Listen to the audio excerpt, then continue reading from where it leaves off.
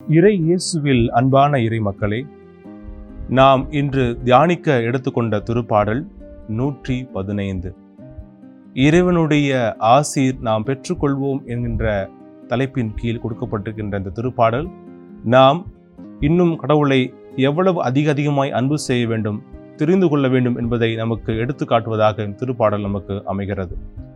இந்த திருப்பாடலுடைய பின்னணி என்ன என்று சிந்திப்போமேயானால், இந்த திருப்பாடல் இஸ்ரேல் மக்கள் பாபிலோனிலே அடிமைப்பட்டு மிகவும் கஷ்டப்பட்டு வருந்திய நாட்களிலே அவர்கள் அந்த அடிமைத்தனத்திலிருந்து மீண்டு எழுந்து வர இறைவன் அவர்களுக்கு உதவி செய்கிறார்.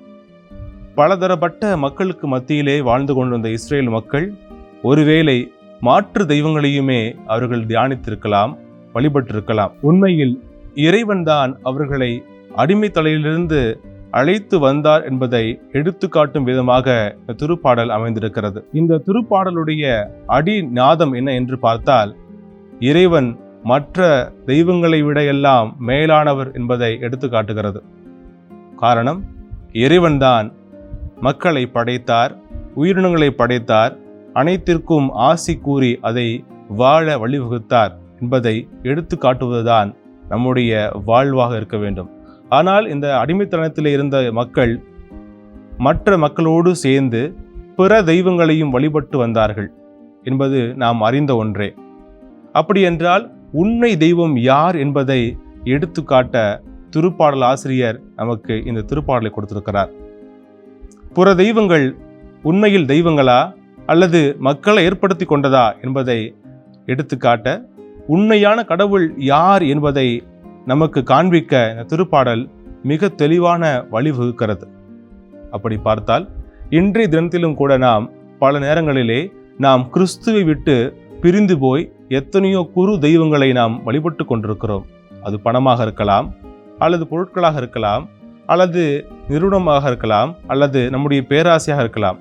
இது எல்லாமே உண்மையான தெய்வங்கள் அல்ல.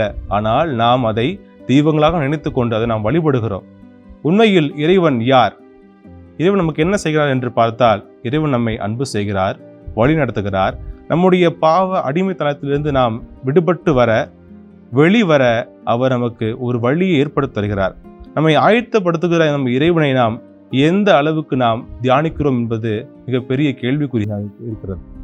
உண்மையில் நம்முடைய இறைவன் யார் என்பதை தெளிவாக அறிந்து கொள்ள இந்த திருப்பாடல் 115 நமக்கு வழிவகுக்கிறது. இதை நாம் ஆழ்ந்து சிந்திக்க வேண்டும் என்றால், உண்மையில் இறைவன் யார், எந்த வகையெல்லாம் நம்மை அன்பு செய்தார், எப்படியெல்லாம் நம்மை அழைத்து வந்தார் என்பதை நாம் தெரிந்து கொள்ள வேண்டும். காரணம், இறைவனை நமக்கு துணையும் கேடையுமா இருக்கிறார். அன்பார்ந்த இறை மக்களே, நம்முடைய வாழ்க்கையிலே நாம் பல நேரங்களிலே இறைவனை மறந்து போய்விடுகிறோம். காரணம், நம்மளுக்கு எல்லாம் கிடைத்து விட்டது என்பதை நாம் நினைத்து கொண்டிருக்கிறோம். உண்மையில் நமக்கு எல்லாமே கிடைத்து விடவில்லை. உண்மையில் நமக்கு கிடைக்க வேண்டியது இறைவனுடைய அன்புதான், அவருடைய பராமரிப்பு தான். அவரை நாம் ஏற்றுக்கொள்கிற பொழுதுதான் நாம் அவர் மக்களாக வாழ முடியும். நாம் எப்பொழுது அவர் மக்களாக வாழ்கிறோமோ, அவருடைய மந்தையின் ஆடுகளாக வாழ்கிறோமோ, அப்பொழுதுதான் நாம் அவரை உண்மையாக சுவைக்க முடியும். அவருடைய அன்பை நாம் சுவைக்க முடியும். நாம் எப்பொழுதெல்லாம் பிற தெய்வங்களை நோக்கி நாம் சொல்கின்றோமோ, அப்பொழுதெல்லாம் இறைவன் நம்மை நோக்கி வருத்தப்படுகிறார். அவர் நமக்கு கொடுத்த அந்த அபரிவிதமான இரக்கமும் கருணையும் நம்மிடத்தில் இருக்குது என்பதை நாம் நினைத்து பார்க்க வேண்டும். இறைவனுடைய அருள் நம்மிடம் இருக்கிறதா, அல்லது நாம் அதை மறந்துவிட்டு வெளியே சென்று விட்டோமா என்பதை நாம் தியானித்து பார்க்க வேண்டும். உண்மையான இறைவன் யார் என்பதை அறிந்து கொள்ள நாம் தொடர்ந்து இந்த இறைவனை நோக்கி வருவோம். திருப்பாடல் 115 நமக்கு அழைப்பு விடுப்பது, உண்மையான இறைவன் தான் நமக்கு ஆசீர் வழங்குகிறார். அவரை நோக்கி வருவோம், அவர் மக்களாய் வாழ்வோம் என்பதை நாம் ஒரு உறுதிமொழி எடுத்து அவர் மக்களாய் வாழ தொடர்ந்து ஜெபிப்போம். ஜெபம். எங்கள் அன்பு இறைவா, நாங்கள் மக்களாகவே வாழ ஆசைப்படுகிறோம். ஆனால் பல நேரங்களிலே இந்த உலக வாழ்க்கையின் மீது ஈர்ப்பு கொண்டு பணம், பொருள், பதவி என்பதை தான் கடவுள் என்று நினைத்து கொண்டு அதை நாங்கள் வழிபட ஆரம்பித்து விட்டோம். எங்கள் நேச தெய்வமே, எங்களை மன்னித்து எங்களை ஏற்றுக்கொள்ளும். ஆனாலும் கூட எங்களுடைய பாவ சுமைகள் எங்களை இன்னும் அதிகமாய் அழுத்துகிறது. அதனுடைய பாவ கட்டுகள் எங்களிடத்திலே அதிகமாக இருக்கிறது. நீரே எங்களை மன்னித்து நாங்கள் உம்மிடம் திரும்பி வர எங்களுக்கு ஆற்றலை தாரும். உம் இரக்கத்தை தாரும். உம்முடைய கனிவை தாரும். நாங்கள் உம் மக்களாய் வாழ அருள் தரும்படியாக உம்மை இறைஞ்சி வேண்டுகிறோம் நல்ல தந்தையே. ஆமேன்.